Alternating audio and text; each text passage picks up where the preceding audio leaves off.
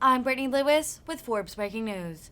Representative Alexandria Ocasio Cortez voiced her support for student loan forgiveness at a town hall on Wednesday.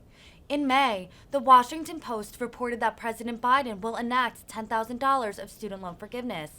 During her town hall, the New York Democrat referenced this report and said that progressives do not think $10,000 is enough. Republican lawmakers, on the other hand, have opposed forgiving student loan debt. Here's more from the town hall. Thanks, Congresswoman. I think the next question is about student debt. So Sarah Lowry from Astoria asks, will there be any student loan relief soon? I cannot add hundreds of dollars a month to my bills with how out of control all the other costs are at the moment. I graduated in 2013 and owe $1,000 more than I graduated with, despite paying the PAYE, I think that means pay as you earn rate every month. So this is exactly why we've been pushing President Biden on student loan forgiveness. So many people, you're not alone. There are so many people who owe more now than they did when they first borrowed against their student loans. This is a generational issue. A lot of people in Congress and a lot of people across the country don't know and don't understand how bad this issue is because they affording college and a higher education was nothing like this in previous generations growing up. And even here in New York and in New York City, our schools, our SUNY and CUNY schools were basically free. They were almost free or very, very extremely low cost.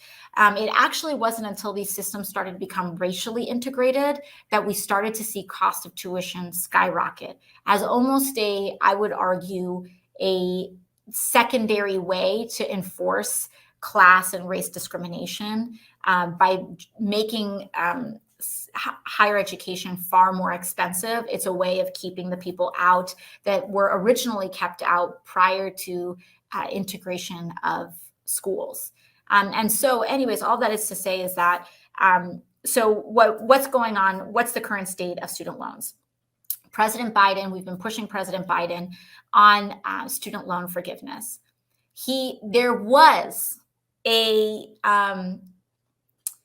I will say there was reporting coming out from the Washington Post and several other outlets about a month ago, or perhaps a little over a month ago, that President Biden was going to announce $10,000 in student loan forgiveness. Then what happened was that we had these national crises with the Buffalo and Uvalde shootings, and it just didn't happen. Again, all of this is rumored, but I believe in the credibility of the Post reporting here. And we haven't heard anything since.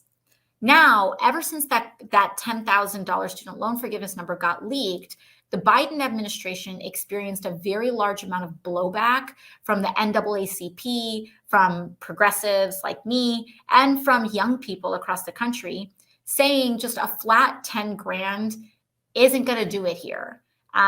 For a lot of reasons. One is that if $10,000 is going to very meaningfully bring down the majority of your debt, it's because you are in one of the most privileged positions to begin with. It means that you have a job and you've been able to pay down your debt down to $10,000, or you didn't have that much debt to begin with.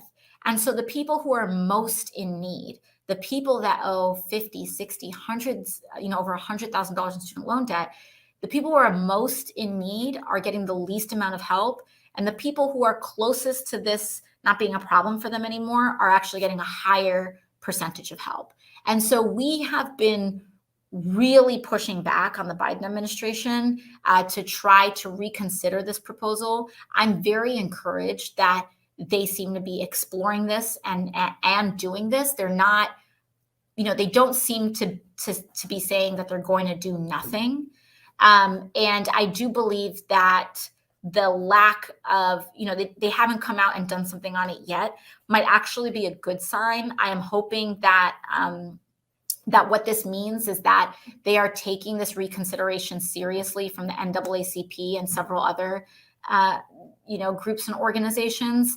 and that they are retinkering to make this better. That is my hope.